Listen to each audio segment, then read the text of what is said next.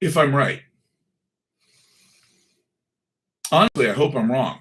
I hope I'm wrong as hell. But I really want to be wrong about this because if I'm right, uh, I need to go. We need to go. You got to go. You can't be in this country. The only place that will be less safe will be China. If I'm right about what I realized, then basically this country will cease to exist as we know it in the next 18 months. And I don't mean because of a depression. That is absolutely not even close to what I'm talking about. And it's the problem is that are we heading for a depression? Well, yeah, if we go back in and we start this war up again, then yes, we are. And it'll be survivable, just like the other depressions in history have been. And it'll be rough, and families will be displaced, and it'll be hard times. And, just think of the movie Seabiscuit, just watched that for the first time with my son. He'd never seen it. And, it's a great movie because it really does show what it was like for a lot of people during the Depression. They gave their children away. People who loved their children, not, oh, we never wanted this fucking brat anyway. No, people who loved their children gave their children away as servants or as stall muckers because, look, if you can let him sleep in your barn, then we'll give our son or our daughter to you as long as you promise to keep them safe. They'll clean your barn and they'll take care of your farm animals, and they're yours. How desperate do you have to be to give your child away because you love them? Well, we got bigger problems than whatever happened at that mosque, because if I haven't heard about it yet, that means that it's not big enough. And that's the issue, is that right now I want to talk to people about, and the mosque issue is probably tied to what I'm going to talk about tonight. But again, if I'm right, and man, this hit me like a fucking sledgehammer this morning. When I realized this, it was one of those moments where I went, whoa, what the fuck? It's like, I'll give you an example. There's an old story that back in the day when Apple Computer first got started, Steve Jobs was trying to figure out what to name the company. And he said, he was in his mom's garage. They were building a motherboard, and he was eating an apple. And he said, hey, man, we should call it Apple because every bite is so sweet. And he held up this apple that he'd just taken a bite of, this bright red apple. And the co-founders laughed, and they were like, yeah, man, sure, that works.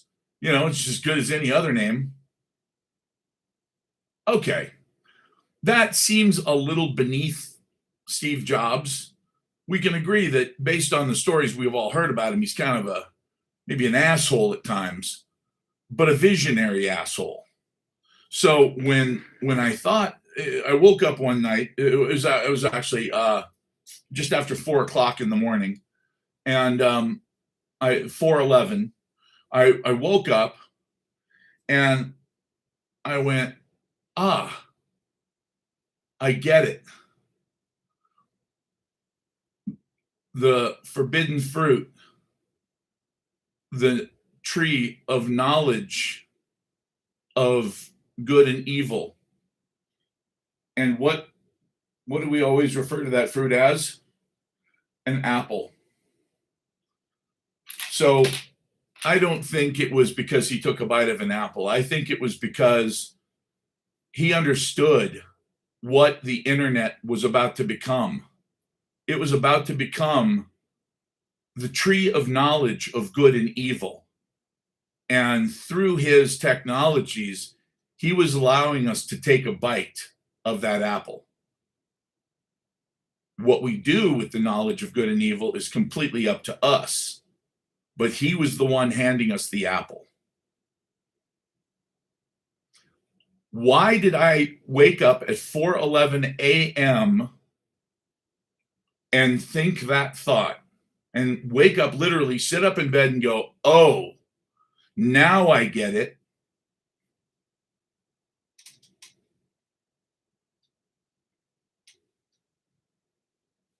I don't know. Nobody'd ever said it to me. I never even really thought about it. I'd heard the story about how we got the name Apple, how he was eating an apple, and how he said, "Oh, every bite, get it? Oh, like bit or bite of information. Yeah, every bite is so sweet. We'll name it Apple." And that's the story that went out to everybody. That was the corporate myth, was that, hey, this is why we did it. Well, I heard that 30 years ago. Why would I question that? I mean, I had an Apple IIc computer back in 1990. And I didn't question that story. It sounded relatively sane to me. So, wow. Well, that's the thing. I think I had held a Bible at once or twice in my life by that point, but I'd never actually opened one. So I had no idea. So I get these things that just sort of pop into my head. This one really worries me, because if this is true, it means two things. It means, number one, the market will collapse very soon. And I've already said I expect it to collapse by a huge amount. It also means that the currency itself will collapse, which I have also said I expect, because we're just going to start printing like crazy. We're going to lower interest rates and print like crazy. Well, that is so wildly inflationary, I don't even know where to begin.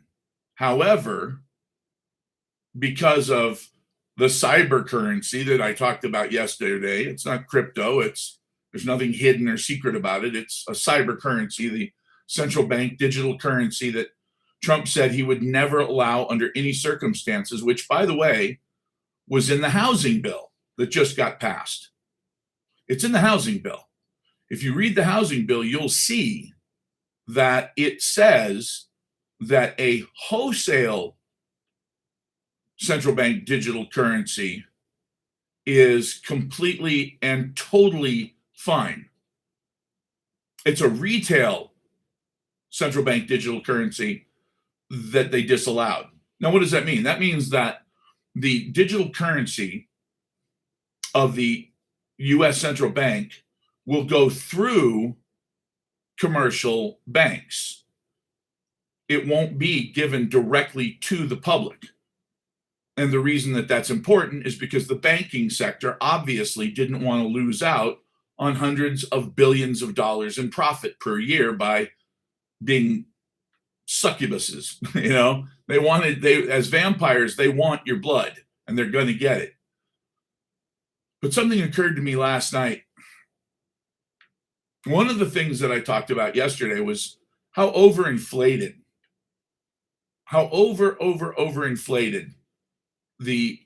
the whole AI thing is, and how everybody's talking about how AI is going to change everything, and we need to dump hundreds of billions of dollars into AI. And by the way, data centers have got to go up everywhere, because it's got to power the AI. So we need to put in data centers everywhere, massive data centers. And look, we get it. They burn a lot of electricity, and you're going to have to pay for that. Okay. Not a problem. You're going to pay for it. And the reason is this is all going to improve your life. There's a problem with that. If you look at the numbers for data centers in the United States, and you look at the massive, almost unbelievable amount of computing power that they represent, that's not for AI.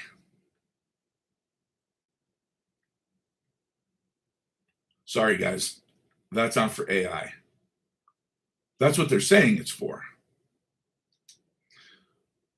But I woke up this morning absolutely certain that all of those data centers were designed for one thing and one thing only: surveillance.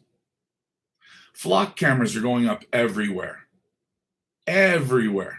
Police departments all around the country are setting up cameras everywhere that track your information. They track your driver's license number, your plate number, whether or not you've got insurance, how fast you're going, how many times you go through an intersection every single day. These things are popping up everywhere. At the very same time, we're talking about a central bank digital currency. When all of these data centers are built, what you're going to have is you're going to have a surveillance state that is so incredibly powerful because of these data centers that they will be able to track every fucking penny you have and where you spend it and where you go and what you do 24 hours a day, 7 days a week. Well, Andrew, are you a Republican or a Democrat? Because you don't have anything to hide yet. Or at least you don't think you do. Although the average person breaks at least 3 laws a day, whether they realize it or not. Imagine a scenario where every single violation is tracked, recorded, and you're fined for it. Oh, well, you rolled into the crosswalk. No, I didn't. I stopped at the light. You did. But you rolled into the crosswalk. How far? It doesn't matter. If your front bumper crosses the white line, you fucking entered the crosswalk. That's a violation. Now, the good news is, because you did come to a complete stop, it's only going to be $50. But if you don't pay it, you'll get fired from your job. What? How would my job find it? It's all going to be regulated.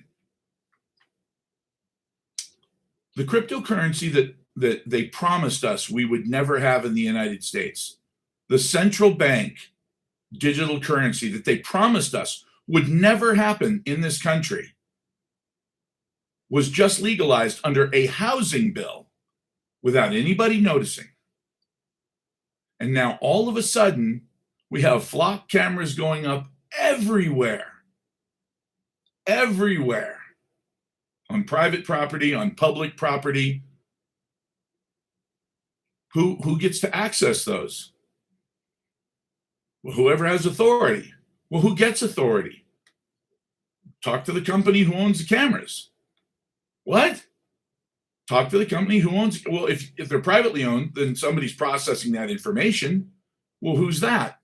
Well, I don't know. Well, whoever that is, that corporation is now in charge of a lot of your information. They know where you're at all the time.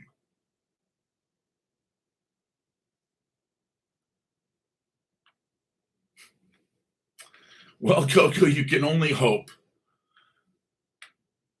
See, that's the thing, is that when I realized this morning, like AI, okay, data centers, AI, yeah.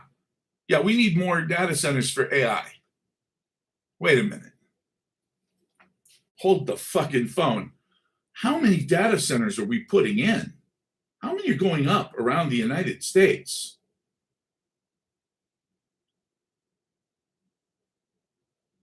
I mean, are we talking about a few? Are we talking about hundreds? Yeah. Let's see if we can get an idea. How many data centers are planned or under construction currently in the United States?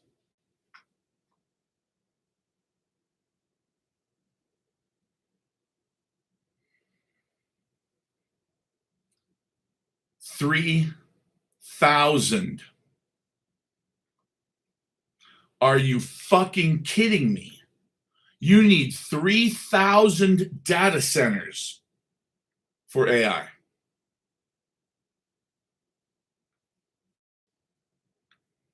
Come on. Who are we kidding here? Who are we fucking kidding here? Okay? NASA had the computing power of my fucking calculator back in 1969. And they could still figure out where the Apollo spacecraft were going to land in the ocean and be relatively nearby. So you're telling me that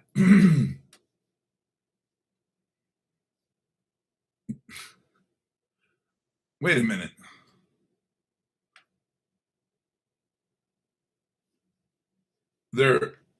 This massive pipeline joins the roughly 3,000 to 4,000 operational data centers currently active nationwide. What? Holy shit. So there's nearly 3,000 planned or under construction, and there's 3,000 to 4,000 that are operational. So do you guys see what I'm talking about here?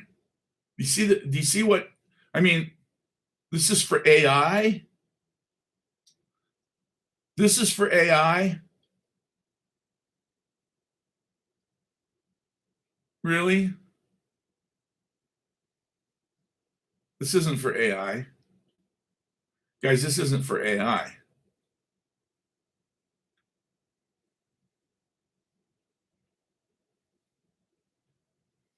No, I'm sure China doesn't have that many because they're wildly expensive. The best part is, and this is it's sad, but it's also in a ironic way funny. You're paying for these.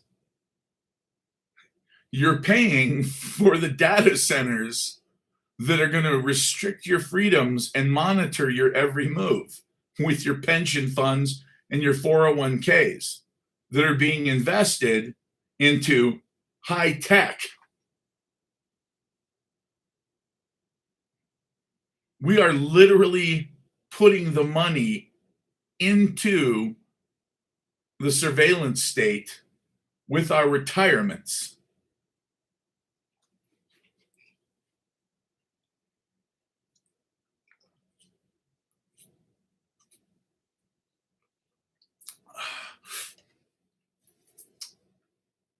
You have to.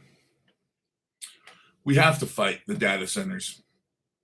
I mean, this is like the last stand here.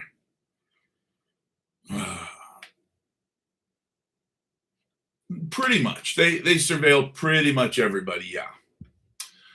Which is interesting because over 1 million people a year disappear in China. 1 million people a year disappear right off the streets. Women, children, elderly people, they just disappear. Poof. Now, there are some cameras that catch it, of course. A van pulls up to a corner, 2 guys, 3 guys get out, grab somebody, throw them in a van, take off. Everybody standing on the corner looks around, then turns around and walks away. They don't want to be the one that make that phone call because that was clearly something that should have happened. And if you really really want to stick your nose in somebody else's business, well, you could be the next one in a van.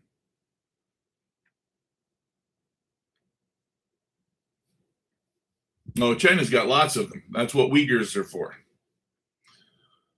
The Uyghur population there is something else. The way that the Chinese have handled their Muslim issues is very different. The crazy part is they deal with the Middle East all the time, which shows you just how completely bogus all these religious arguments are, because they buy oil from Muslims in the Middle East, and then they literally cut up Muslims and use them for body parts. Now, that's not my opinion. That's, and you can see that, Google it. Like, it's everywhere. That is common information. They've been in trouble with every human rights organization you can imagine over what they've been doing to the Uyghurs, the Uyghur population. So, I don't want to get kicked off of TikTok for misinformation, but it's not misinformation. Everybody knows it. It's just that we all choose to ignore it. Well, I will say this, though. If you're not disappointed in Trump yet, it turns out that one of the very last promises he made that he hasn't broken yet, all right, yet, was that he would no longer allow Chinese companies and Chinese citizens to own farmland all over the United States. Massive, massive amounts of farmland, millions of acres, a lot of which sits right next to top secret military facilities, but that's just a coincidence.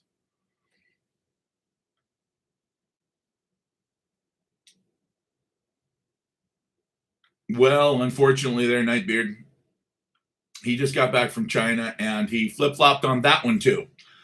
They are now allowed to own an unlimited amount of farmland in the United States. Not just Chinese citizens, but Chinese corporations.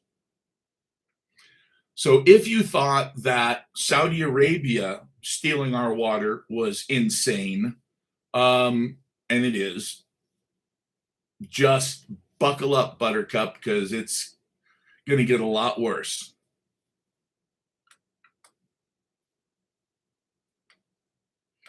Bill Gates owns about 217,000 acres, the last I checked.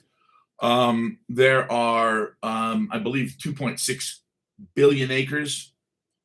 How many acres in a farmland are there in the continental United States?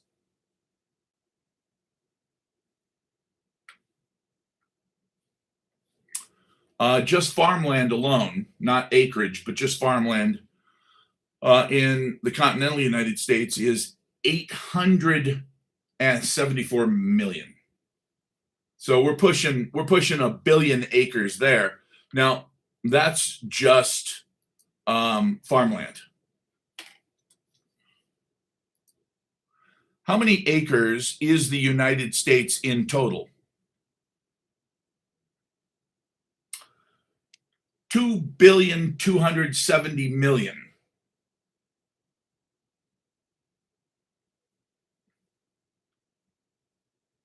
What will China do with it? Well, they will undoubtedly grow crops, which they will ship back to China.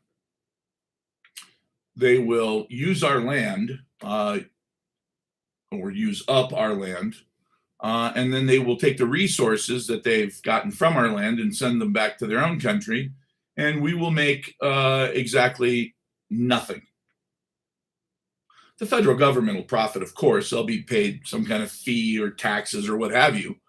But the average American will gain nothing from the loss of millions of acres of farmland, maybe tens of millions of acres. We don't know. Since Trump weaseled and cut such a wishy-washy, wussy deal with China just now, they will make a tremendous amount of money on the United States now. And they made it very clear They said unequivocally, everybody thought, okay, Trump's going to go over there and he's going to let Xi Jinping know how this bullshit really works. That's not what happened at all. He got his ass kicked by China and came home with his tail between his legs. They made it very clear that if he tries to interfere with their acquisition of Taiwan eventually, that it will get very spicy, period.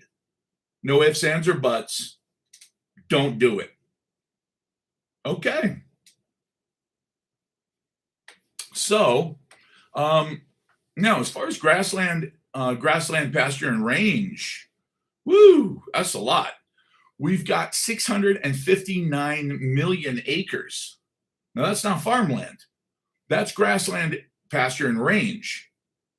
659 million acres. It's pretty good. Forest use land, 622 million acres. Crop land, specifically for crops, is 390 million acres. So, we by the way, just in case you're wondering, yeah, nope, it's farmland as well. Never mess with us because they need us for their economy. Well, I mean, they're not going to go to war with us unless it's a limited engagement over Taiwan. And it won't be because, look, let's be very clear about something. If you read what the Iranians want in order to have a peace deal, if you saw their demands, not our demands on them, their demands from us. Trump was like, hey, look, if you agree to all these things, the war is over. And they said, yeah, fuck you. You agree to all of these things, then the war is over. Like, pay us for everything that you wrecked just now. It's going to be hundreds of billions of dollars, and you owe us. So pay up. What? Wait a minute. That sounds.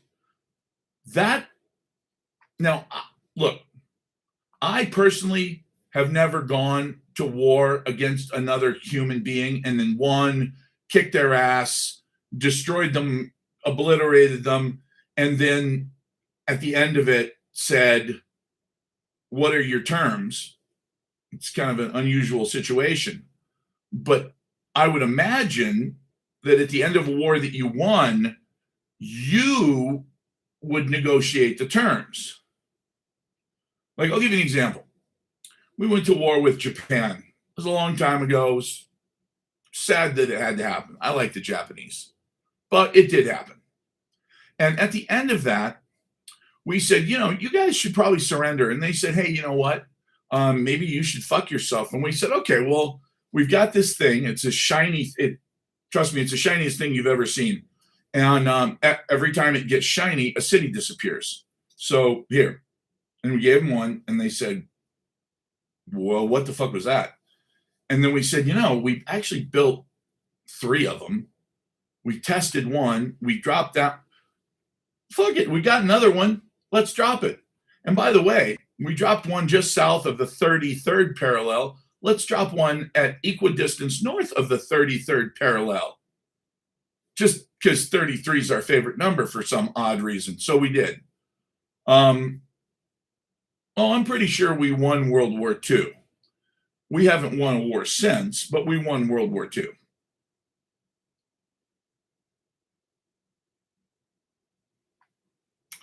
It's farm goods. Are Chinese corporations allowed to own farmland in the United States?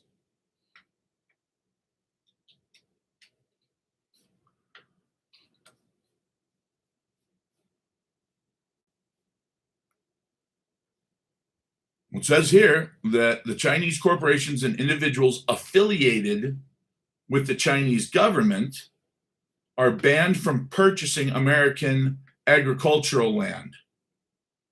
The U.S. Department of Agriculture enforces strict bans and clawback initiatives targeting foreign adversaries alongside a rapidly growing number of state level restrictions.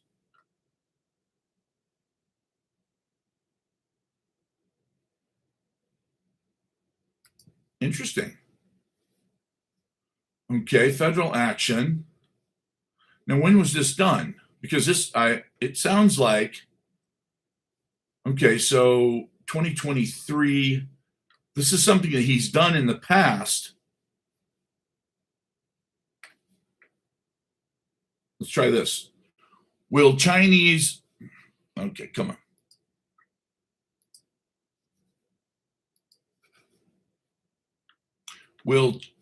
Will Chinese, son of a bitch. All right, starting to piss me off now.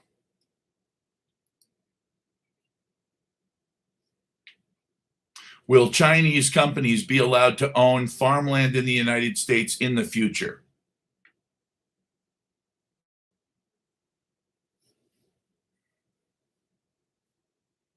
They face severe restrictions on owning agricultural land. Huh. What the hell's going on here? Restrictions and bans are different.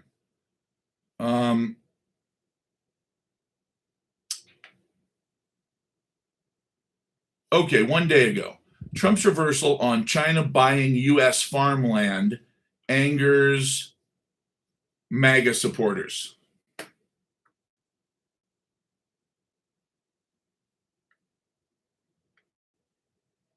So, Lee, I think we're both right. It has been that they were banned, but apparently, as of his getting his ass kicked by the Chinese, well, no, it's literally this article just came out yesterday in Time Magazine, and I read it yesterday in the news as well. Different source. During his 2024 campaign for the White House, then candidate Trump repeatedly pledged to block Chinese nationals and companies from purchasing U.S. farmland as part of the America First agenda. And shortly after winning a second term, his administration moved aggressively to curtail Chinese student visas. Oh, that's something else I didn't mention. Today, however, President Trump reversed course on both issues, a development that threatens to isolate many in his base who view China as an existential threat to U.S. sovereignty. Trump's pivot on issues has drawn into focus, was drawn following his visit to Beijing this week for a high-stakes summit with Chinese President Xi Jinping. And by the way, not only is he going to allow them to own farmland in the United States now, but he's going to allow 500,000 Chinese students into the United States.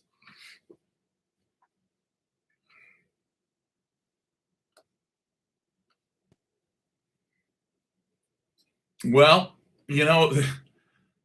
it's almost like the floodgates have opened on things that will destroy the United States. So you have to pick very carefully. When he was asked, by the way, about this, he said, and I quote, "Frankly, I think it's a good thing that people come from other countries and they learn our culture, and many of them want to stay here. I think it's a good thing."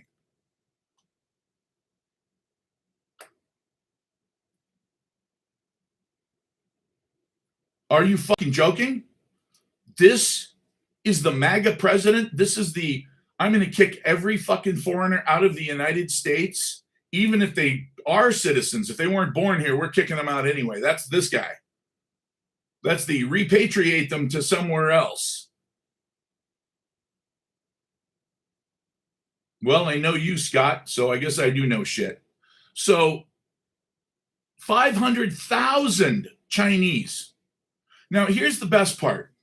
They estimated that under Biden, 300,000 illegal Chinese immigrants came into the United States, almost exclusively fighting age males. Nobody has the slightest idea where they are. And now Mr. Anti-Immigration has flip-flopped and said 500,000 more Chinese people can come into the United States.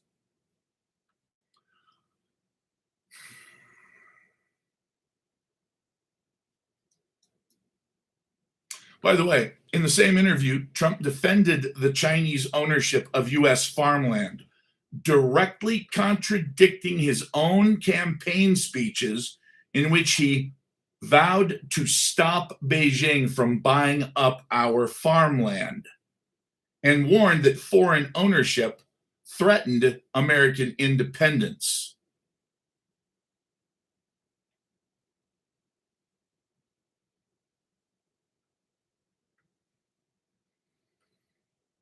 Seriously?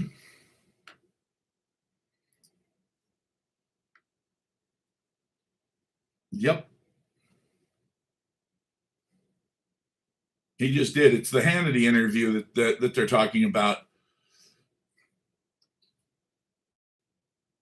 No, it sounds like we went over to Iran and tried to start a fight and we got our asses kicked. And then we came back and told China, hey, you know what? You better understand who's in charge. And they said, really? We've been watching. You haven't been able to do shit to Iran. And now everybody in the Middle East is terrified of Iran. And the Straits of Hormuz are still not open, even though you threaten to completely destroy their entire civilization. A blatant war crime.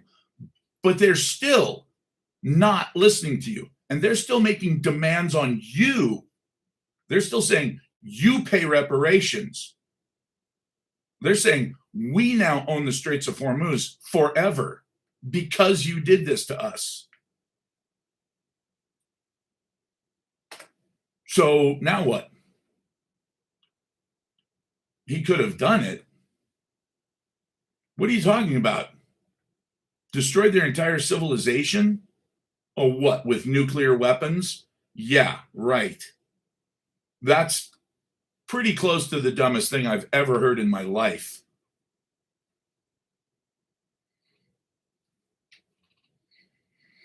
That's the problem, isn't it? Whenever we get to a point where we say, okay, well, but this is what the government says, now it's almost like we've got to laugh. Yeah, are we great again?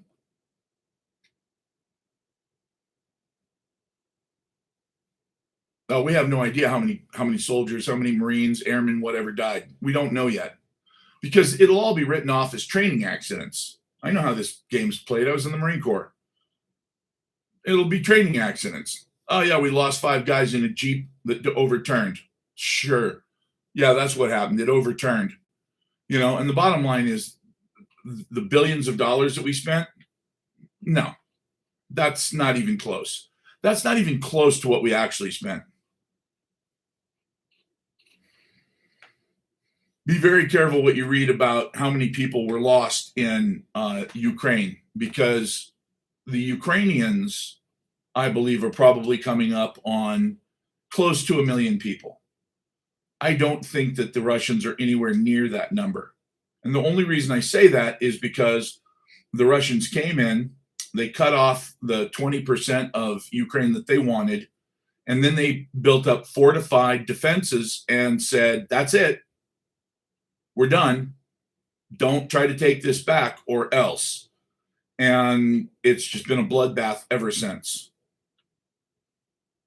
Yeah, that's what I'm saying. I don't think Russia's lost 1 million soldiers. How many soldiers are estimated to have been lost by Russia in the Ukrainian war so far?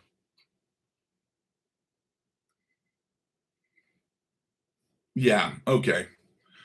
Between 275,000 and 352,000. And that is, who is CSIS.org? Casualties, what? Center for Strategic and International Studies. Not a bunch of idiots. Okay, I believe that. So they've lost 275,000 to 350,000. By the way, that is a huge amount. That's a huge amount. 1.2 million total casualties. Now keep in mind that taking a bullet through your ear is a casualty. Needing to get stitched up because you dove into a trench and unfortunately dove directly into some concertina wire. Yeah, you're going to need probably hundreds of stitches, and that's a casualty. So, is that the same as taking a suicide drone to the back of the head? No, that is not the same. So now the question is, how many casualties have the Ukrainians suffered as a result of the war?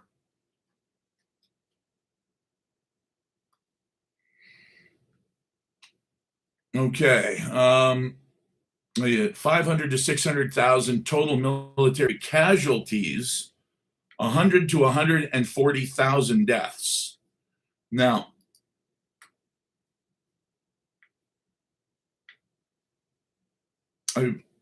I would want to check that. And the only reason I say that is because when you look at the actual reality of the war on the ground, on the one hand, you still have Russians that are in their 20s and 30s that are fighting.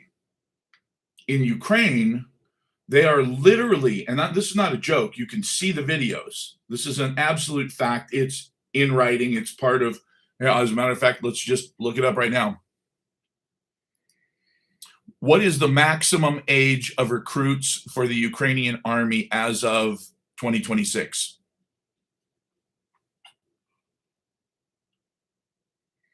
60. 60 years old. Please understand something. I was in the Marine Corps.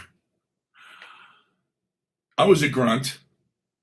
I was 0351 anti-tank assault and demolitions. I then became a master combat swimmer. I'm 6'7" and I weigh over 300 pounds. I did MMA for years. I played college football when I was almost 40 years old.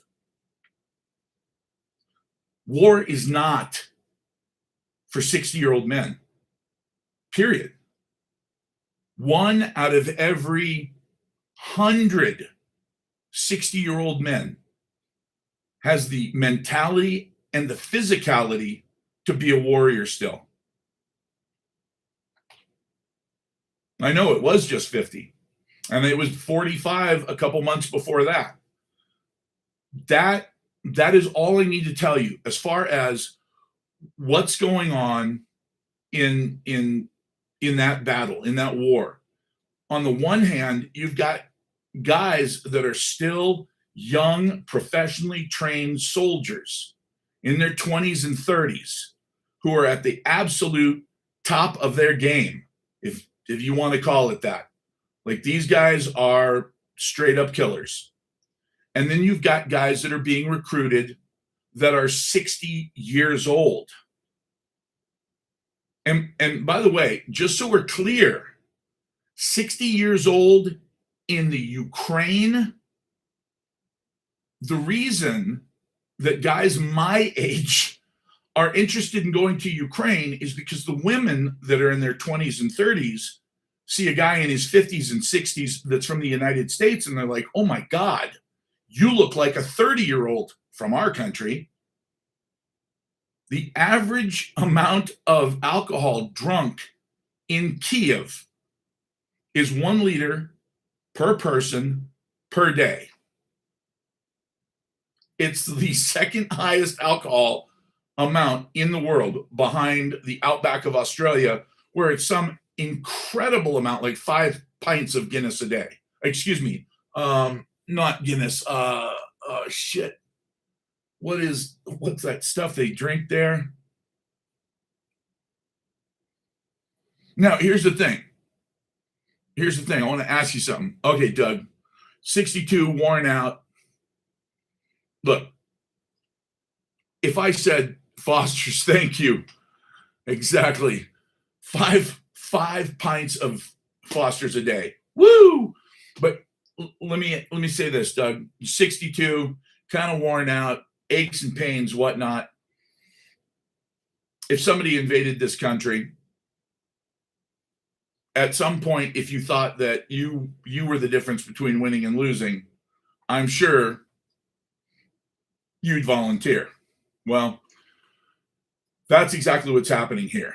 Okay. Remember in the last days of World War II, when the army, when the like the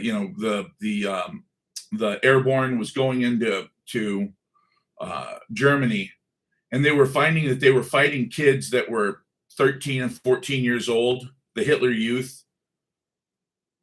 That's what happens.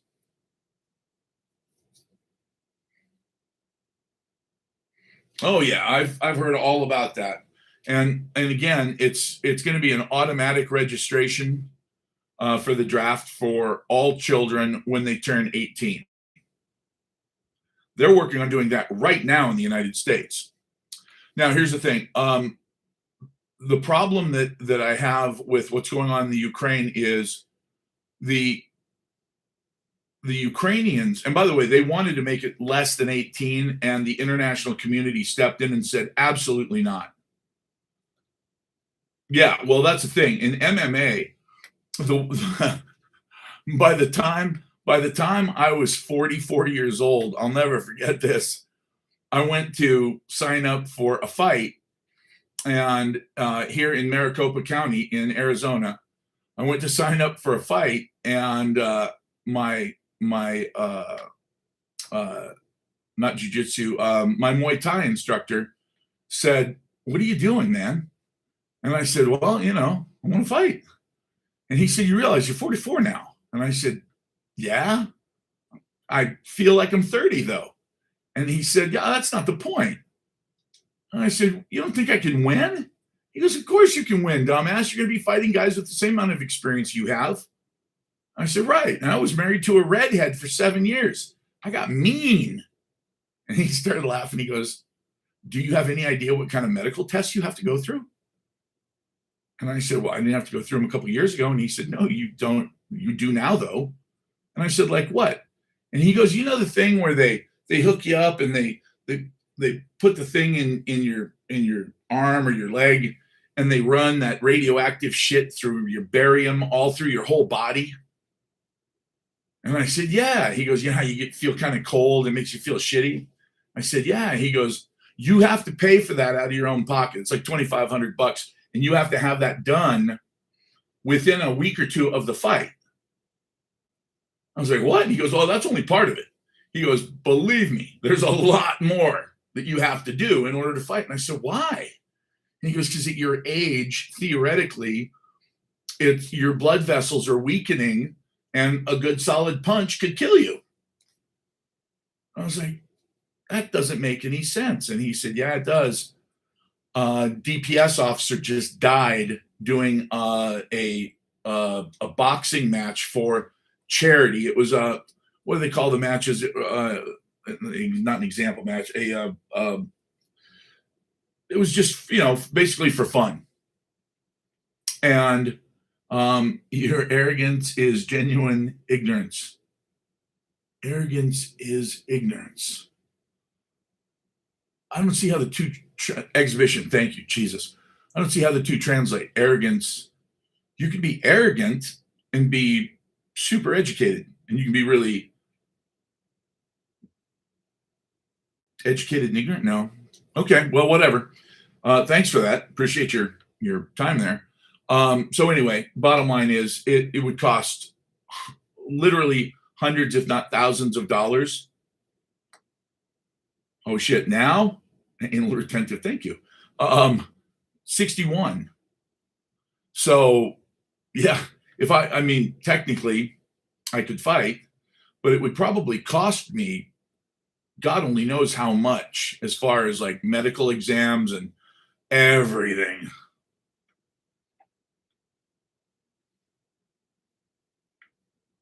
Well, it's funny. I don't understand. I really don't. mean, if I had to say that, like, do I feel better than I did or worse than I did when I was 30? I'm not as quick. I can't run as far, but I feel like I'm just as strong. Yeah. You know what? How about the AARP? They sent me something. I don't know what it was because I'm not fucking opening it. There is I don't want anything to do with the Association of Old Farts, period. And by the way, speaking of old farts, if you're in Kentucky and you're over 65, you fuckers are about to literally screw the government so bad. Look, how do I say this? If you vote in this APAC ass kissing worm whose only identifiable qualifications are, I was SEAL Team 6, but I can't tell you about it because it's all classified. Really? Because everybody else on SEAL Team 6 for the last 40 years has puked out every fucking thing they've ever done and written a book about it and then made a movie about it. But you can't talk about it. And you're running against the only conservative within 500 miles that's worth a shit anymore, and that is Thomas Massie. And it looks like it's going to be really close, really close. That makes me sad. Because if Thomas Massie loses, what do we got? What do we got left? I mean, look, Ro Khanna, he's a Democrat. But he wants the Epstein files unsealed completely. Okay, I'm on his side. Does that make me a Democrat? No. Am I a Republican? No. I absolutely hate both parties with a passion. And the reason that I hate both of the parties in the United States with a passion is because that's what I'm supposed to do. Every American is supposed to hate the government to the point where it's just barely controllable. Like just barely fucking controllable. And if they make one mistake, that's it. We're in the fucking streets and we're absolutely shutting them down. They will never work again, not as a lobbyist, not as a lawyer, nothing. If they piss us off by doing exactly what they're doing right now, we will make sure that they're all in prison. You got guys still in prison for smoking pot. And then you look at what they're doing in Congress and it's like, wait a minute. Is smoking pot worse than what Epstein and his people did to children? Because if you think it is, you should be running for office.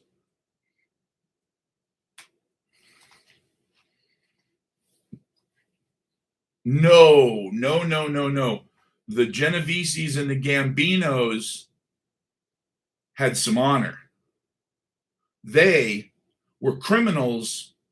If you paid the protection money, your bodega didn't get robbed by those little fucking punks down the street, did it? Did it? When you paid protection money to the mafia, at least they fucking showed up.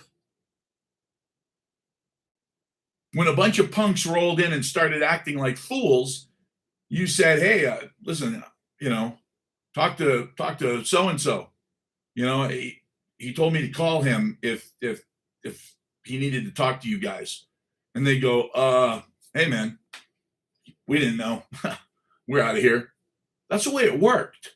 And it actually did work. How do you think these people got to the point where they were doing what they were doing? They walk in, say to a guy, hey, man, you need us to protect you.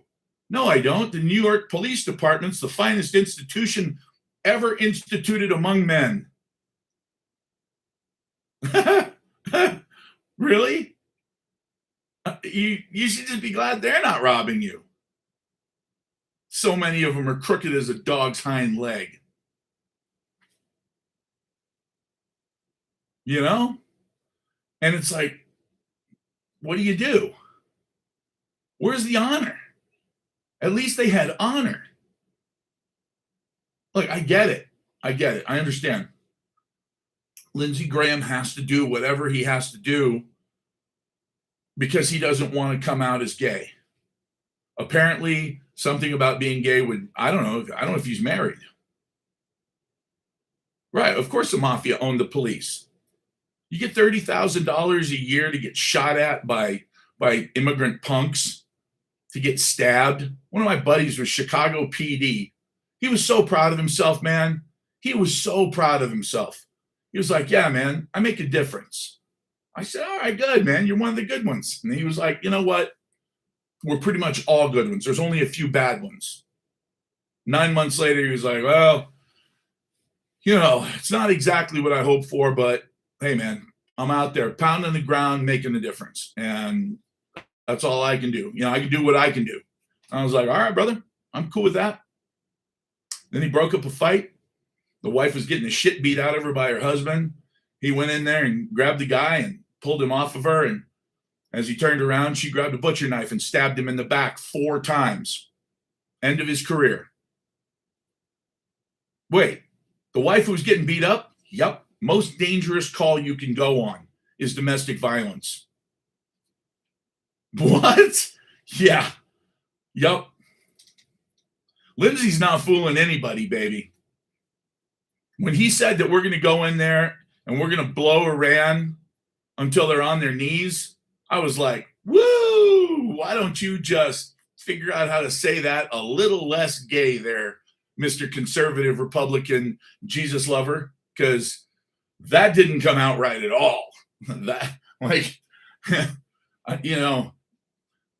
in the New Testament, I don't see a lot of opinions about being gay. But apparently, Lindsey has decided that if you're going to be a Christian, you can't admit to being gay. Bro, get it off your chest, man. Say it. Say it. You'll feel so much better.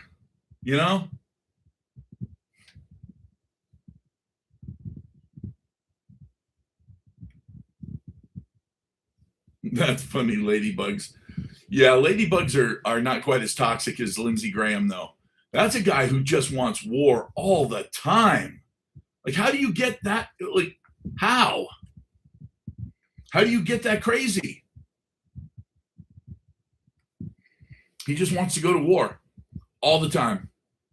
All the time. When he said that he was super excited that we were only spending 2% of our total budget on the Ukrainian war, and that we were getting to kill Russians without any boots on the ground, and he started laughing like a fucking hyena, I thought, he was talking to Zelensky. He was sitting at a table across from Zelensky when he said that.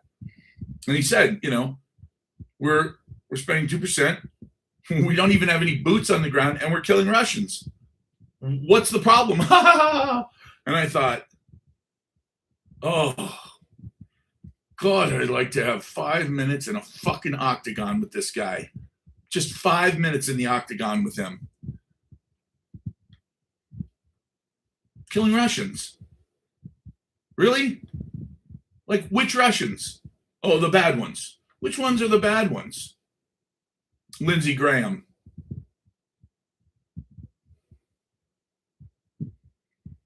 I just don't get it. I've known some Russians, trained with some Russians. I like Russians. Are they perfect? Is the country perfect? I can tell you this, the crime rate in Russia is a hell of a lot lower than it is in the United States. A hell of a lot lower. They've got beautiful women too, and that's not a bad thing. United States, we got a lot of pretty women.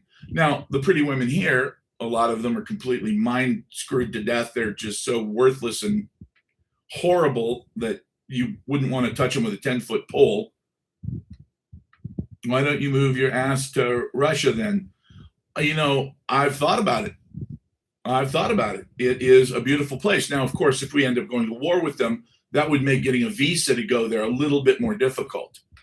But the reality is that the United States is just, look, if these data centers are for what I think they're for, then nobody can stay in the United States. No one can stay in the United States. You are insane if you stay here.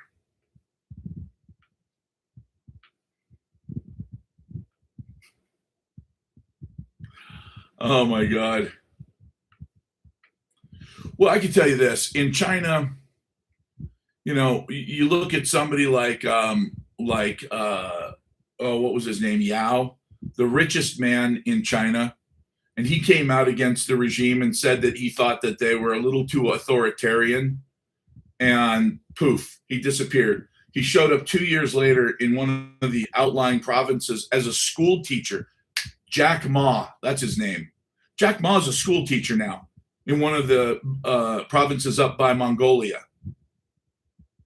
He was a fucking multi-billionaire, but he spoke out against the government and boom, he disappeared. Nobody saw a single thing about him for 2 years.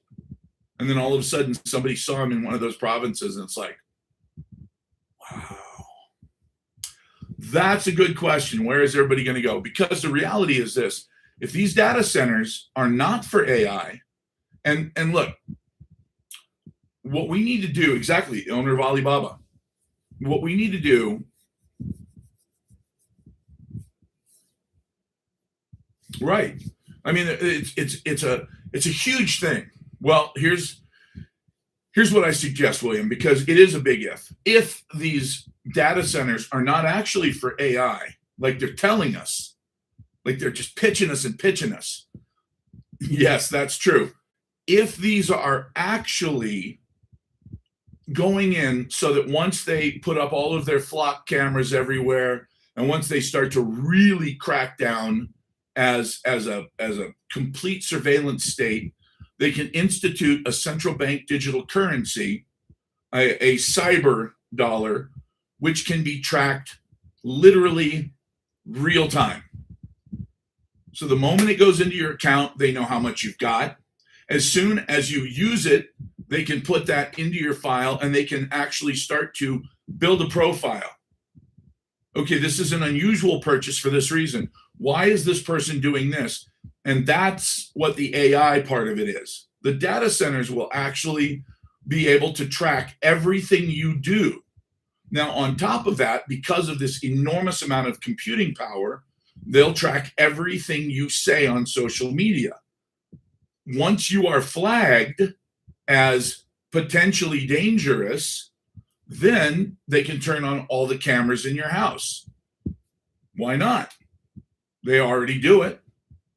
So we found out that Ring was using the Ring doorbells to get people arrested for drunk driving.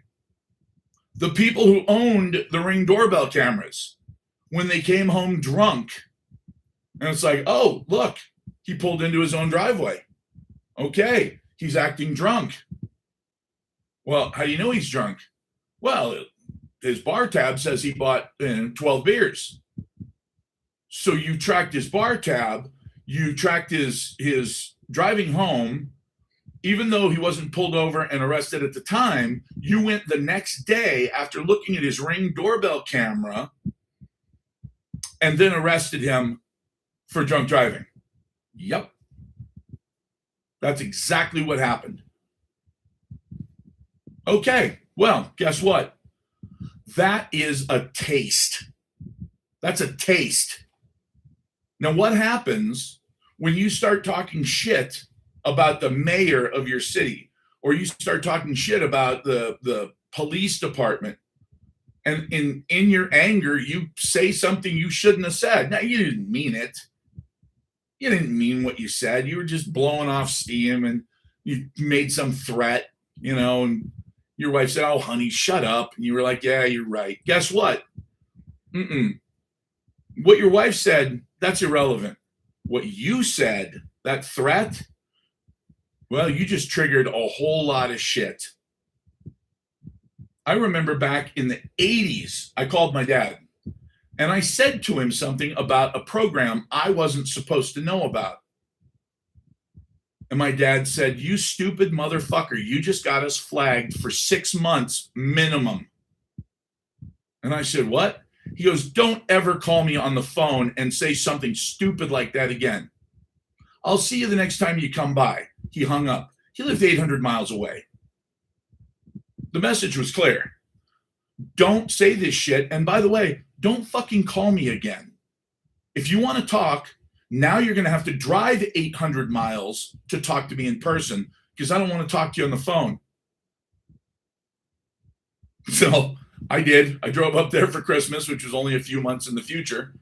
So I drove up there for Christmas and he chewed my ass for being stupid. And I realized at the time, like, okay, yeah, that was not a program a lot of people know about. And I probably shouldn't have said that out loud, especially on a telephone. But this is in the 80s.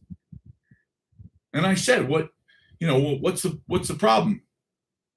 And he told me in his workshop with all the fucking, the air compressor going and a bunch of other shit and some music in the background and all kinds of shit. He said, "Look, man, carnivore." And I said, "Carnivore?" And he said, "Carnivore." He said, "Carnivore is it's dozens of Cray mainframes."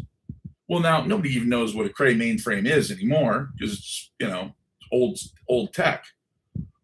But a Cray mainframe was the big mainframe computer. He said, "Why do you think they've got over 100 of those buried underground in Virginia?" And I said, "I don't know." And he said, "The NSA listens to everything. And when you use those words get flagged instantly. And we're no longer running on some computer disk somewhere. We're now being listened to by a real human who sees that you used these words." Well, what the fuck? Why did you use those words in that order? Like, why do they come up with these weird names for special access programs? So that nobody says them on accident. That's why. What words? Yeah, that's funny. There's lots of them. But I'll give you an example.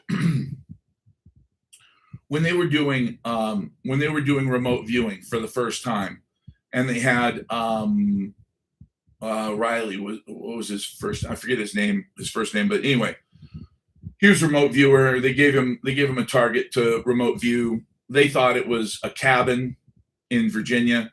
It was actually there was a cabin, but he didn't think that was interesting. He saw psychically, no bullshit. He saw as he was sort of flying over the area in his mind that there were some very large satellite dishes hidden amongst the trees. And he decided that must be the target that they want me to go and look at. So he went in to this underground facility, saw the guard, actually knew the guard's name, read the guard's nameplate, which in remote viewing is extremely rare. Normally, words don't mean anything for some reason. Numbers and words they get mixed up. So anyway, but with this particular guy, he was so good at this, so naturally talented, that he actually pulled open one of the files and started reading. And the files, these different programs were cue ball, 1 ball, 8 ball, etc. And so the whole thing was listed as, what you would see on a pool table, and pool cue, etc. So he writes all this down. And when he came, when he gives all this stuff to the people to see if he was right, the guy goes and he says to his friend from the CIA, "Hey man, do you know anything about this secret base?" And the guy goes, "Wow, your remote viewer, it sucks. It's my cabin. Dude, I gave you guys a target. You didn't know what it was, but it was my cabin where I go on the weekends in Virginia. He's like, oh, that's weird. Well, do you know of any military bases around there? The guy's like, no, give me the info and I'll see. He contacts some guys at CIA who flipped the fuck out because this was an extremely, extremely top secret base. And the files that he was reading, cue ball, one ball, pool cue, these files were extremely top secret, above top secret, special access programs that only a few people in the entire country knew about. Needless to say, the shit hit the fan because the NSA, CIA, everybody wanted to know, who are you? Like, who the fuck are you? And that's when they found out that they had done this remote viewing. And, you can ask them. They'll tell you they don't do it anymore because it never worked. Kind of like MK Ultra and mind control. That never worked. Although you can actually read the notes from the guy at the Neuropsychiatric Institute of UCLA bragging about being able to completely rewrite somebody's memories and implant a completely, totally false narrative in their mind. Imagine waking up and thinking that you're not whatever age you are now, 10 years younger, 10 years older, whatever. You're from a completely different part of the world. You wake up, mysteriously you have an accent. It's like, wow, mind control? But of course, they don't do that anymore either. The CIA gave up on that. It was a dumb idea. It's kind of like Jason Bourne. They want to know about Blackbriar at the end, and he goes, I think that was more of a practical gaming situation where there was nobody actually in the program. We just wanted to see how it might work, and we closed that. And they go, oh, okay, next, and he shuts it, and that's it. Oh, absolutely, MK Ultra is real. MK Ultra there's no question that MK Ultra was successful. There are so many instances of people who did bad things and couldn't remember why or even doing them and swore up and down, even after they were in prison their whole lives. Like, I'll give you an example, Sirhan Sirhan. He doesn't remember shooting RFK. Of course, he didn't shoot RFK. That's the sad part, is he actually didn't. But he doesn't remember pulling out that pistol and firing at him. He absolutely doesn't remember doing it. He's sure that he's innocent. Oh, the Unabomber, Ted Kaczynski. Sad part about that is he was actually a volunteer for MK Ultra. A brilliant, brilliant math student. Some people say he was the brightest student they'd ever seen. And he volunteered. They said, look, we're doing a thing with these psychedelic medications. They didn't call them drugs. They called them medications. And apparently they did a number on Ted Kaczynski. Strangely enough, I'd like to read his manifesto now, because his manifesto about how technology was going to destroy us, it might not read the same way. It might hit a little differently now than it did back then in the 90s, because, again, we're about to build data centers all over the place. And realistically, I just looked it up. There are 3,000 to 4,000 data centers that are planned or being built already. There are 3,000 to 4,000 that exist already in the United States. So we're talking about somewhere in the neighborhood of 8,000 potential data centers. Now, these data centers will use up a tremendous amount of electricity and water, which you will pay for. And the reason I know that is because there are a couple of places in the United States where the local state senators are saying, no, we need to pass something that says that we're not going to have to pay for this shit. Well, wait, you have to pass a law that says that you're not going to pass the cost of the data center's electricity and water on to the consumer. So if you have to pass a law that says you're not going to, that means that the plan is that you're going to. Well, I believe that the data centers are not going to be used for AI to make the world a better place or make the world a safer place or, make everybody happy. I think that the data centers are going to be used to turn the United States into a complete and total surveillance state like China.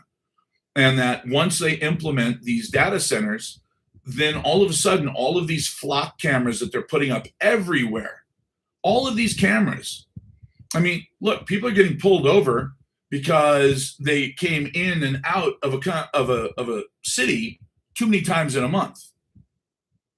What do you mean? Well, there was a guy who got pulled over in the South somewhere. I forget exactly where it was. He came in and out of the city limits so many times they thought maybe he was like running drugs or something. What? But did he break a traffic law? Nope. He just drove in and out, back and forth through this same area over and over again. Whoa. That is scary. Yeah, well, that's the problem. They're saying that we need to have these data centers so that AI can make our lives better. I don't buy that anymore.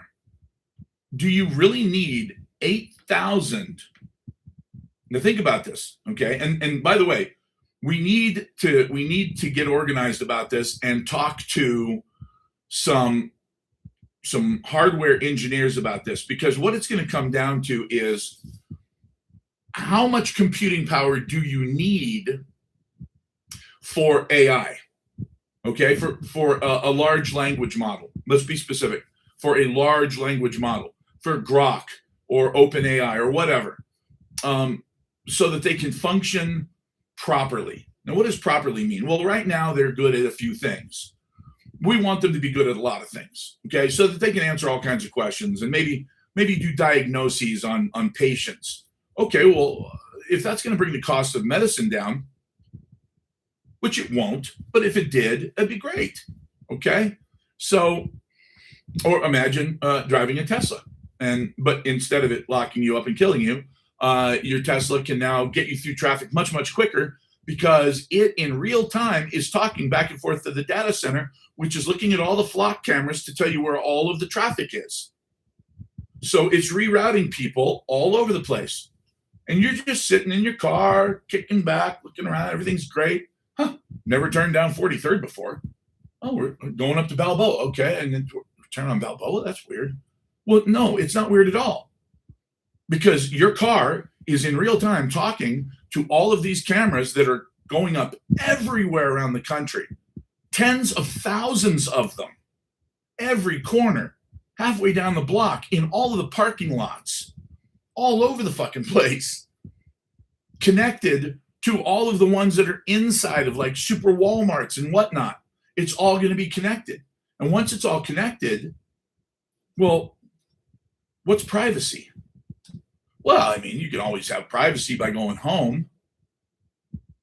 Oh, really?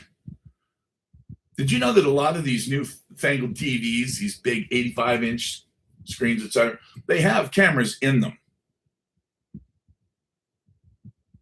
And of course, your cell phone can be turned on, even if you turn it off. It can be turned on without it looking like it's turned on. And then the camera can be used as well as your computer, which of course we all know about because of like the schoolgirls who were given laptops from high school. They took them home, put them in their room. Oops, gee whiz. Turns out the teacher can actually turn on your camera while you're taking a shower or changing. This happened a lot.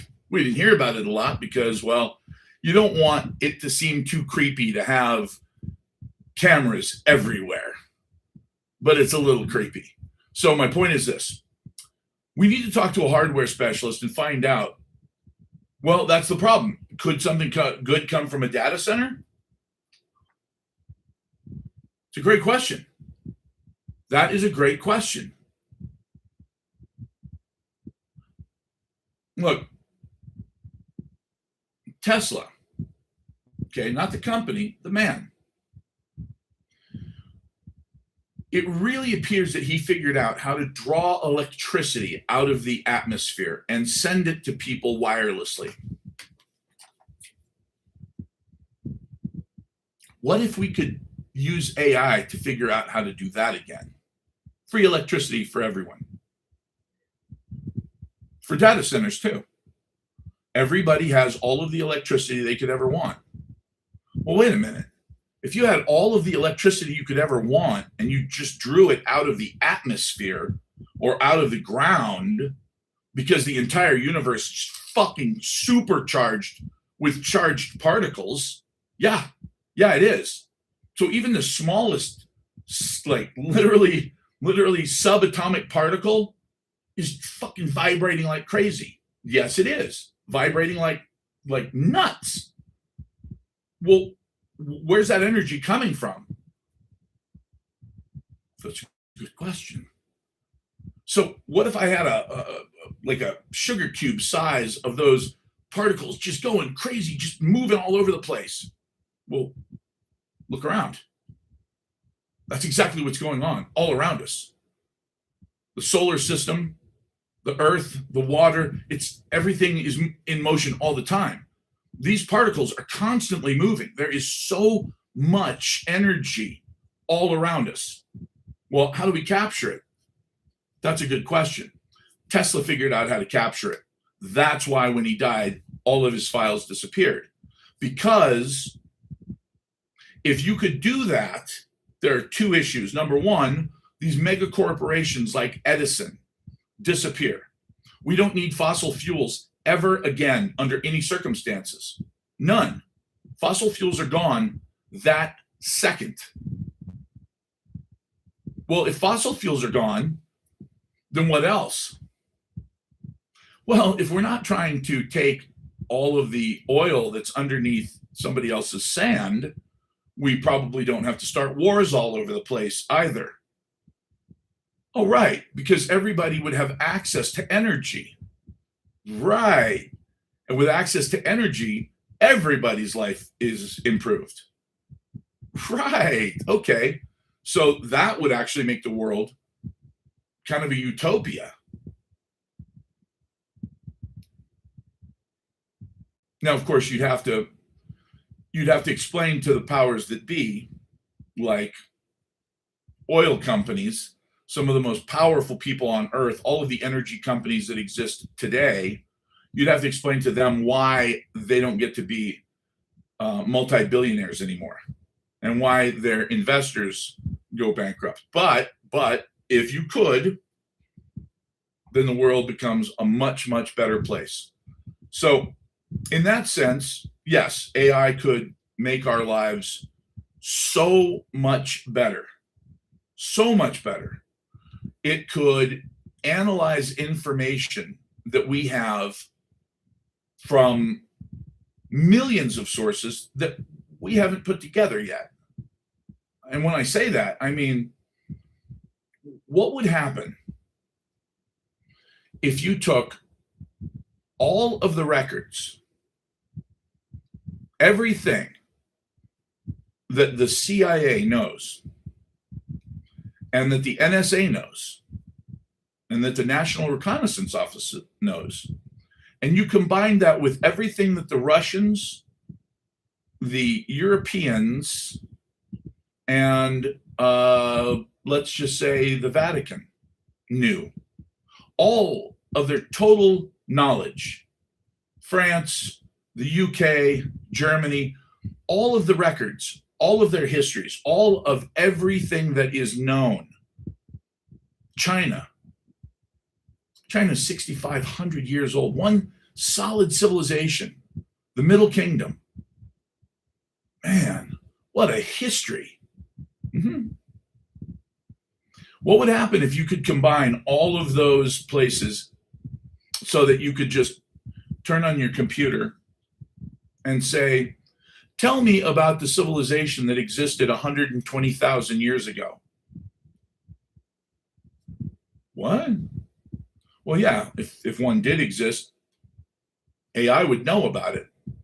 The amount of breakthroughs that would come and the rapidity at which they would come would be almost incomprehensible to any human. I don't care what your IQ is. The amount of information that we have that we don't even utilize because we don't have the capacity to put it all together.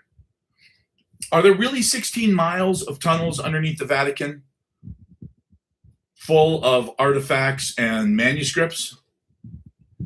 I don't know. It seems like it. Yeah, I mean, that's what it looks like. Okay. Well, what's it say? Oh, fuck, nobody knows what it says. Why not?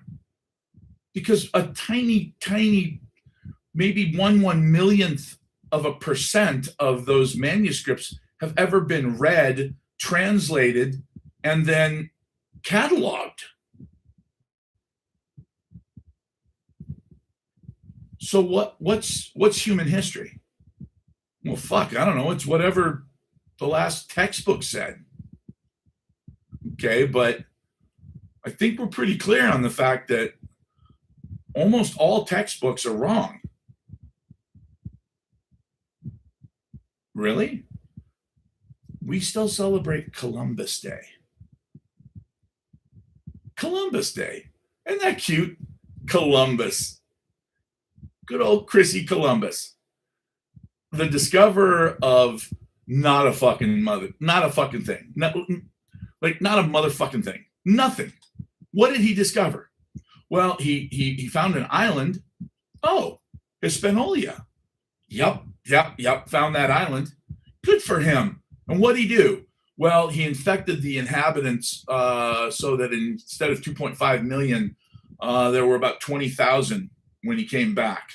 And once they realized that it was the Spaniards that were killing them with diseases, they decided they were evil and they killed all of them. Oh, well, hey, let's mark that down as a success. But he was the first one in the New World. Well, I mean, they found evidence of Viking settlements that are 500 years older than that. What? Well, wait a minute. I don't remember. Do we have a Leif Erikson Day? Eric the Red Day? Because we got a Columbus Day, and Columbus didn't discover America. Well, okay, but were they the first ones? No, it looks like there have been people here for God himself only knows how long. If you go by the site of the Mammoth Bones just outside of San Diego, California, where they show that these bones have been crushed and worked by humans, those bones are clearly 120,000 years old. Wow. I mean, I've been to San Diego a lot. I like to party at Pacific Beach, but damn, I didn't realize San Diego was that fucking old. Nobody did. So, Brody Bolivirus, shut up. Who said that? Yorkie. Fuck. Imagine trying to go to bed, then boom, starts hearing teeth chattering next to your ears. Okay, hold on. Let me change that. Yeah, I don't. That'd be odd. I mean, I guess what you're saying is because I weigh 300 pounds and I sleep with it about 50 degrees in my room and I don't even have sheets or a blanket. Yeah. The poor girl who's sleeping next to me, those teeth are chattering like a motherfucker. But, and then we do the dance. You know the dance. The dance is, oh, honey, I'm so cold. Okay, well, let me put my arms around you. Let's cuddle. 3 minutes later, she's like, fuck, my fucking back is melting. Get off me, you fucking furnace of a moose. Okay.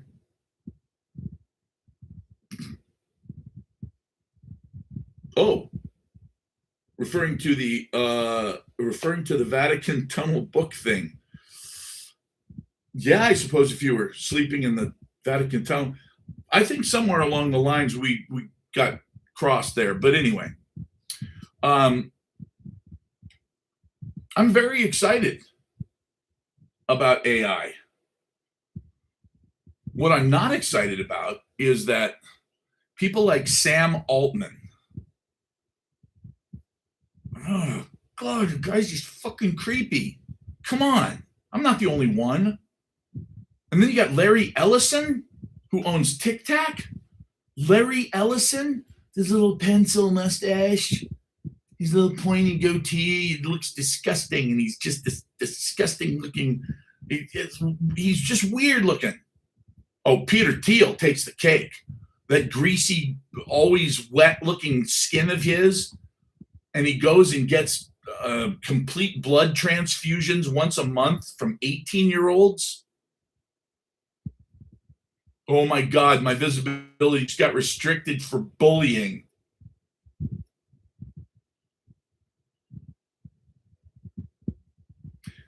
Peter Thiel is one of the richest men in the world.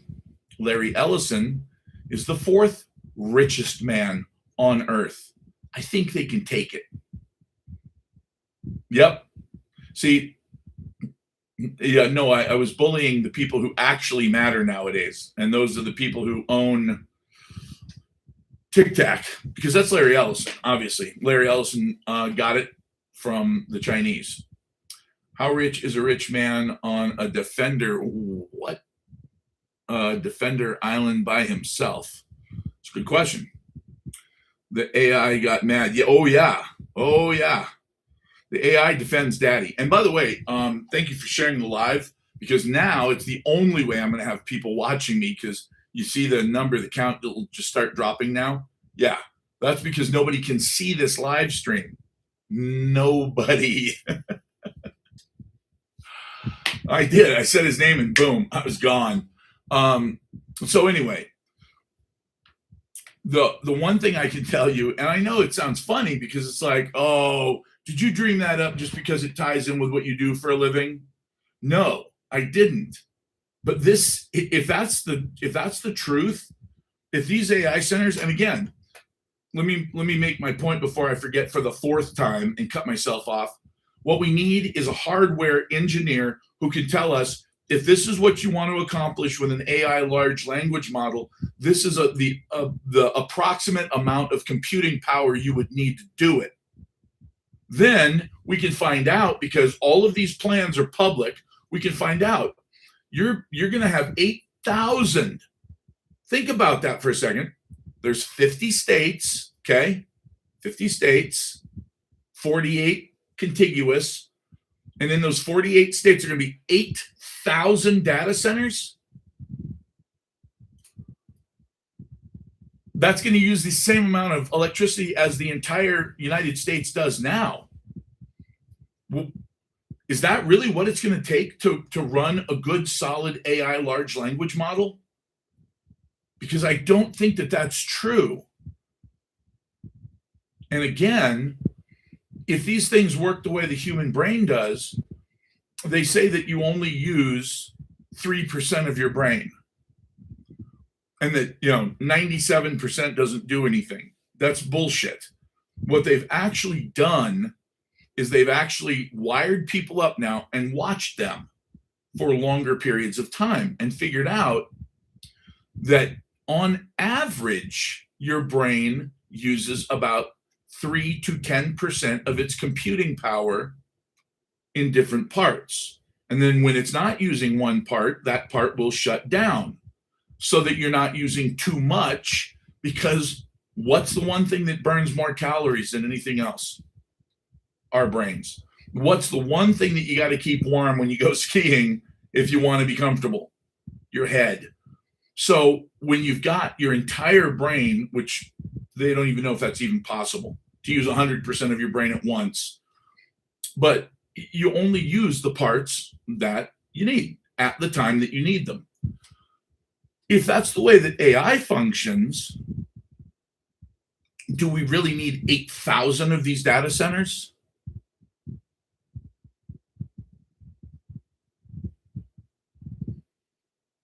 Well, my theory, Mary, is that this isn't about AI.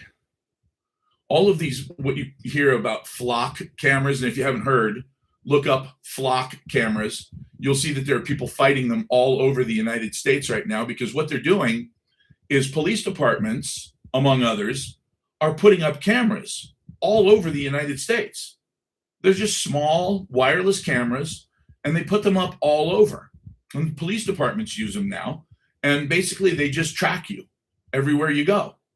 They just soak up data. As cars drive by, they can literally recognize your face, so they know if you're driving your car or if somebody else is driving your car. They see your license plate. They check to see what your average speed is. So they monitor basically all of your days with these flock cameras. And believe me, they have pissed some people off. They accused one woman of it was something crazy like car theft or something, and it turns out she just had a car that looked just like this other car.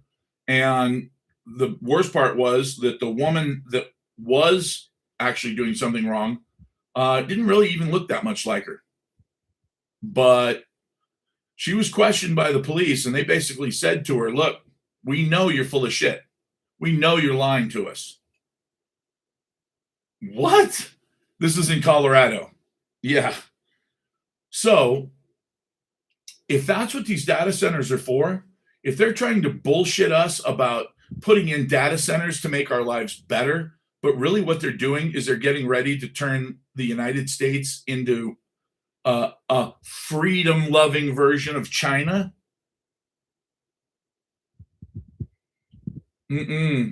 No, sirree. No, thank you. I don't want it. I don't want it. And if that's look, if we don't have any choice, if their attitude is we're putting these things in with or without your consent, and by the way, you're going to pay for them. The increased amount of electricity, the draw on the grid, is your problem because your rates are going to skyrocket. There are a couple places in the United States where they're trying to get the companies that own the data centers to pay for their own electric increase. Well, that means that all of the others don't expect to. Otherwise, these couple wouldn't be such a big deal. So wait, you're going to put in data centers all around so that you can track my every move.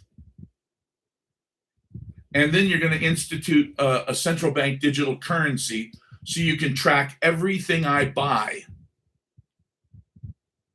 Wow. I don't think so, John. I don't think everybody's being tracked yet. They don't have the computing power. Not everybody.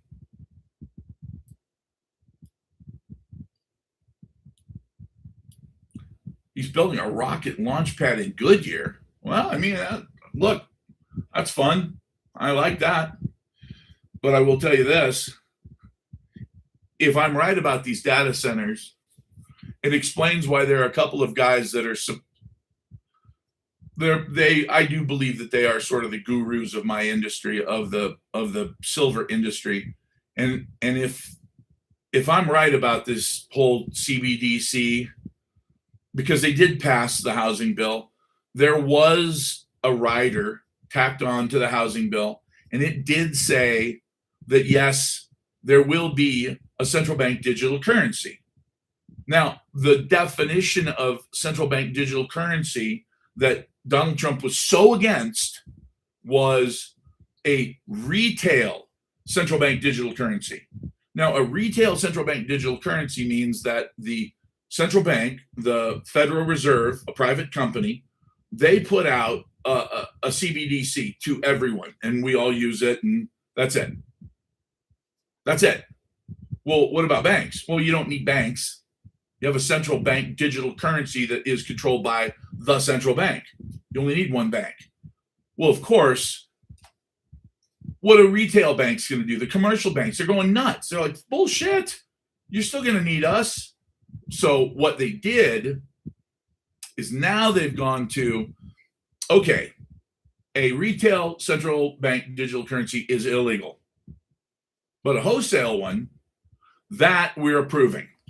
Okay, so now what does that mean? That means that they've approved a central bank digital currency that only gets released, just like normal dollars, only gets released to commercial banks. So then they go from the Federal Reserve, they hand them out to B of A or to Wells Fargo or to JP Morgan. And then they do what they normally do. See, that to them is okay. Now, that's not okay to me. So these are going to become, I was going to say worth their weight in gold, but honestly, it's going to be very, very interesting because there are some guys in my industry that are calling for $500 silver this year. What? They weren't calling for $500 silver this year at the beginning of the year. What changed? I'm studying that right now. I would love to know what would make somebody with the credibility that these guys have go so far out on a limb. If they were in the business of just selling silver, okay, yeah, you're selling silver. You just, I just bought big silver. Well, I don't remember talking to you about it, so you paid too much.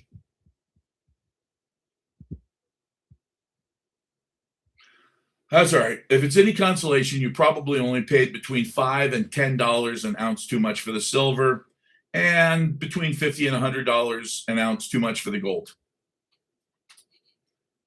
Is the dollar collapses? If the dollar collapses, oh, it won't even be a necessity to have it collapse. I don't think so. I think that based on what's going on,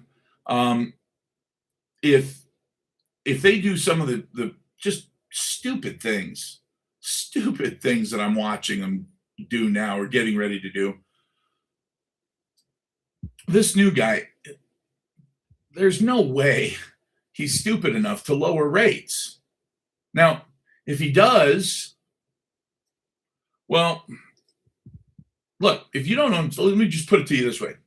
If you don't own silver, then you and I are on opposite ends of the world because everything that's bad for you is good for me. And I don't want that. That's not what I want. What I want is for you to get on board so that I can help you.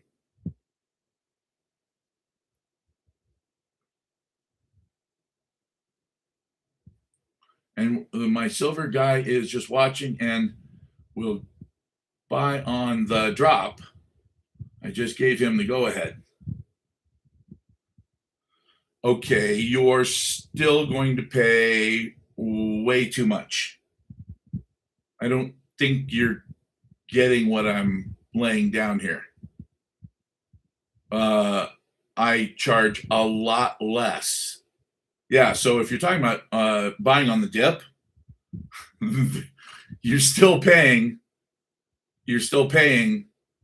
a premium over spot. The premium that you're going to pay if you don't buy it from me will be much larger. It's that simple. So I'll give you an example. The other day I checked, and APMEX and a couple of others, if you just wanted to buy an ounce of silver, it was $10 over spot. And I was like, damn, I'm $4 over spot today, and they're $10 over spot. And by the way, they're $10 over spot if you buy a lot of it. Now, that may not matter if you're buying 5 ounces. Whatever, buy it locally, that way you're helping your own local economy. But if you're buying 10,000 ounces and I'm going to save you $6,000, yeah, that's worth doing. Oh, my number's up here in the bio. Literally, just text me tomorrow. I remember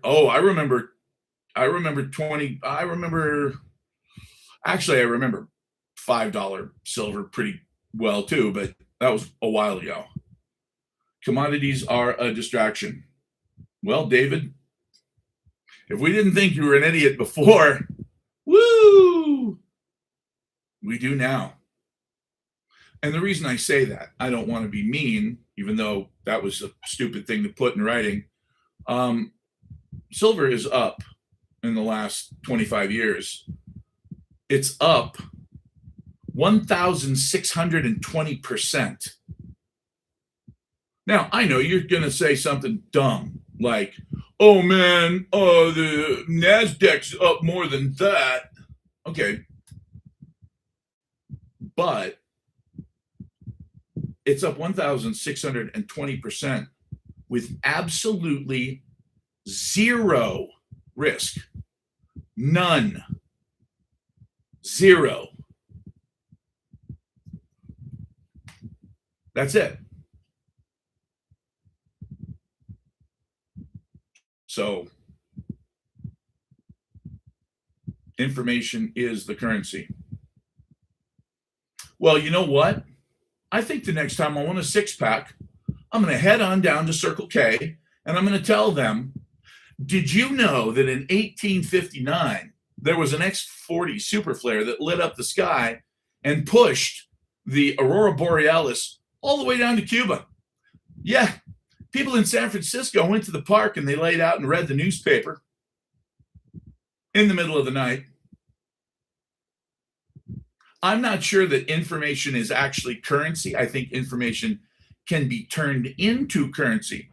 Somebody will pay you for your information, and then you can see how that works. It's just like you only left out one step. It's an important step, clearly. Although, I suppose, depending on who you go to, you could just say, look, I got information, you need it. And they'll go, okay, how much bread and corn do you want for that? Doesn't sound right, though. So, yeah, there's definitely an important step in the middle of that. Okay, well, I think there's a couple reasons that people should be thinking about buying silver right now. And again, you definitely want to buy it from me. I'd be selling how to make snake oil. Well, I think that's actually what the federal government is selling us right now is snake oil, because they're telling us that these AI things are going to be awesome. It's all going to be okay. Oh, and by the way, I almost forgot this extremely important part. When you think of all of the people that will benefit from having AI, from having this enormous amount of computing power and knowledge, all of a sudden, Democrats and Republicans in the Congress are starting to make noises about the fact that this kind of power should not be left in the hands of private companies. This kind of computing power, this type of power should only be held in the government. They're already talking about nationalizing all of the data centers and AI. Oh, what could possibly fucking go wrong with that, right? Literally, I heard that right before I came in to do the live stream. And I thought, oh my God, they're already talking about taking the technology for themselves. It's just crazy. It is absolutely nuts. So anyway,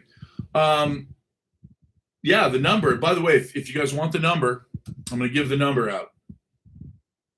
You can send me a text and I will get you, especially you, Goyslop, I will get you silver a lot cheaper. A lot cheaper. 480. Just want to make sure that you had something to write with, something to write on, something to write with. 480 343. Special, yeah, the special Goy price. 480 343 2276. And I will we'll go on together. We can go on and we can look at AppMex and whatnot, see what's going on. Oh, by the way, one of the things real quick before I get off of here, I did want to check in. Somebody said something about a mosque, something bad happening at a mosque. Trump is holding off on planned attack on Iran at the request of Gulf allies. Oh, is that the classic, hold me back, dude? You're lucky I don't kick your ass. Hold me back, hold me back. Yeah, that's what it sounds like. It sounds like Trump is talking shit again. All right, so renewed Iran headline. Yeah, he's telling him again, don't piss us off or else, boy, well, this time I'm serious. This time, don't make me come over there, pal. If you make us come over there, pal, this time, we're serious. And by the way, what does it mean that the allies in the Gulf are asking us not to? You know what they're saying? They're saying, look, you son of a bitch, you're getting us blown up for nothing. You're literally killing our economies. We can't send oil to anybody. We can't transport helium to the Far East where they need it to make microchips.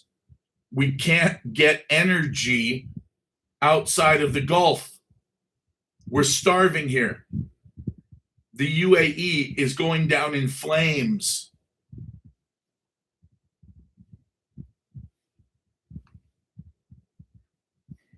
Wow, look at that. The UAE paid New York firm millions to bury article on ambassadors' links to sex traffickers. New York Times reveals far-reaching efforts. By the way, just to be clear, the UAE, those are our allies.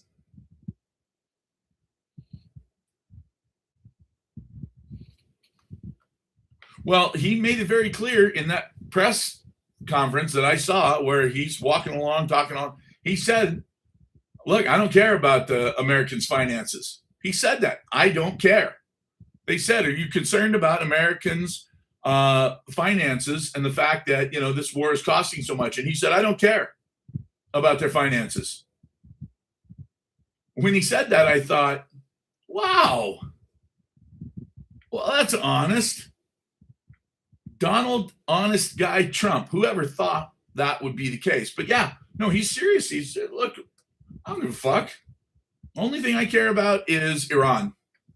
Why is that? Well, because I my boss, Netanyahu, gave me a golden pager when I came into office. And as a goof, it was just like a little gag. It wasn't like, hey, one of these could be for you if you don't do what you're told.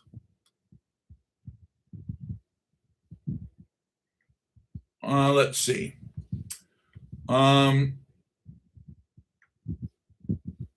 Wow.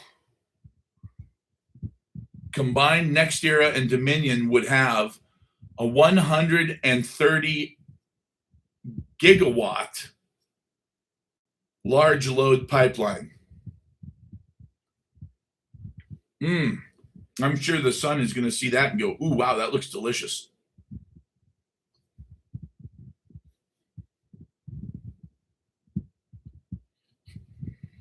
Wow.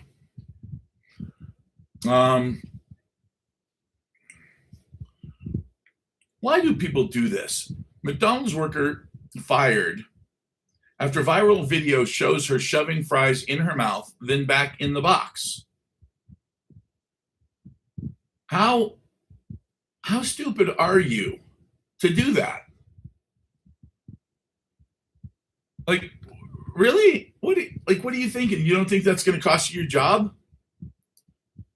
I mean, don't get me wrong. She's probably got a master's degree in humanities with a minor in ceramics. So it's not like she's got to worry about her job not being filled. She'll get another job. There's always Jack in the Box. So anyway, the ballroom. That's funny. That is funny. Somebody called it the ballroom. BAAL. What's up with the volcano in the Pacific? It's a big, huge ass eruption, isn't it? I mean, that is a huge eruption.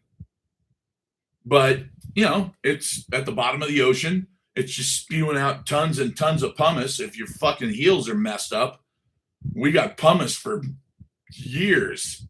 Like, we'll grind down every rough heel in the fucking world now. Toes, whatever. You got calluses, we got solutions now. But yeah, it's really odd. And by the way, the pumice is funny, but not funny. St. Helens is acting up again, huh?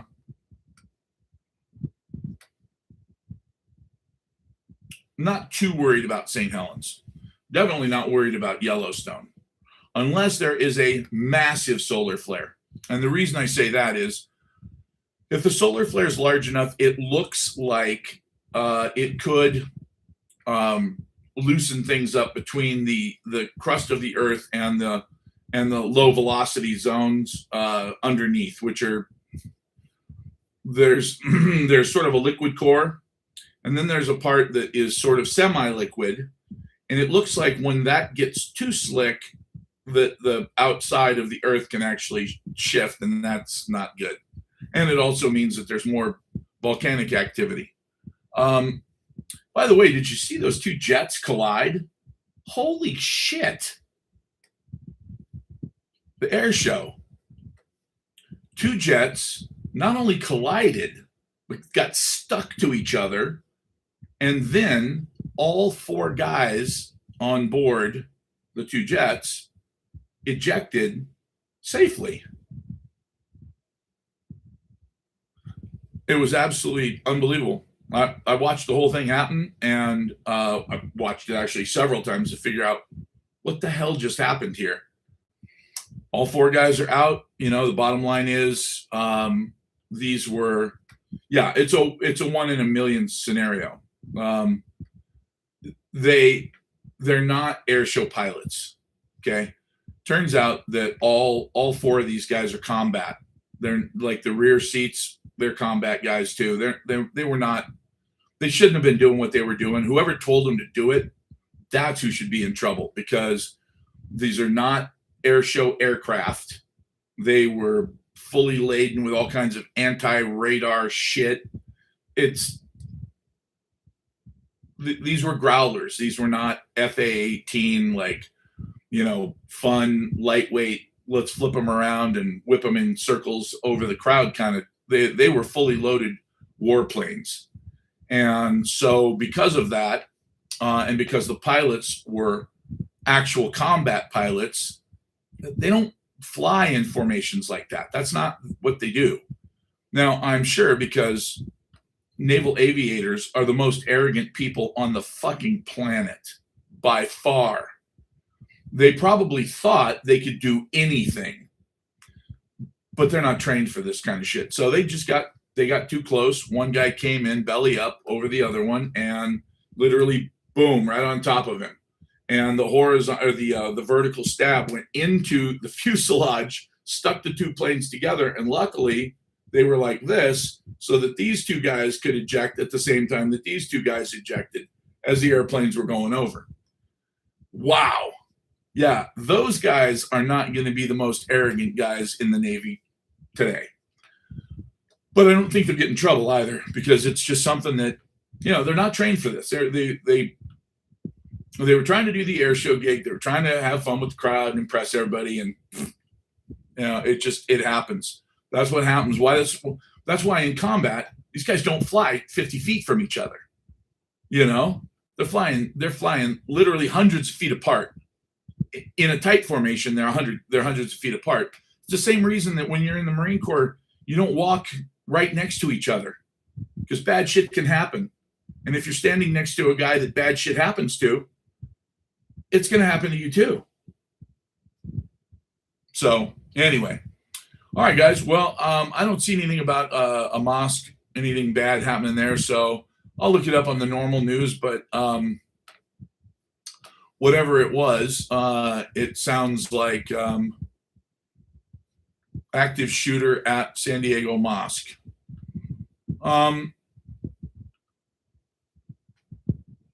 Let's see. 3 people killed, 2 suspects found dead. I'm very curious to find out who the bad guys were in this one. Wow. That's very strange. Okay, so this is a very strange one. They killed some people in a mosque, and then they drove a couple blocks and killed themselves. And they were 17 and 18 years old. Were found in a vehicle several blocks away, and at least one had apparently fatally shot themselves. Before their deaths, they had reportedly fired at a landscaper, although he was uninjured. Okay, well, this doesn't make any sense at all. I'm sure that the Muslims are going to say that they need their own state now so that they can make America great again or whatever. Oh, God. Not super happy about what's going on there, but it is what it is. Yeah, I don't see any answers. I just see a lot of conjecture. So whatever. Anyway, guys, again, especially you, Goy Slop, if you're going to buy these, at least call me and make sure that you're not getting screwed. Like if you got a buddy who's got a bunch of them and he wants to sell them and he's going to give you some smoking deal, God bless you. I think that's awesome. But if you're going to be going somewhere and you think that for some odd reason, you don't know why, but this deal is fantastic. Okay, well, you know my saying, don't buy silver in an alley. Actually, that's not my saying, and I've actually sold people silver in alleys. All right. Yeah, but don't buy it from the TikTok shop, all right, please. God, the TikTok shop. What an absolute clusterfuck that is. Well, that's the most new followers I've ever gotten doing a live stream in my life. That's weird. 23 new followers. Huh. 32,000 likes. All right. Well, that's good. Yes, I definitely did have everyone share the live, and apparently it worked. So that's a good thing. Guys, well, I will see you tomorrow, and enjoy your night. And let's see if we're still peacetime tomorrow. That'll be interesting.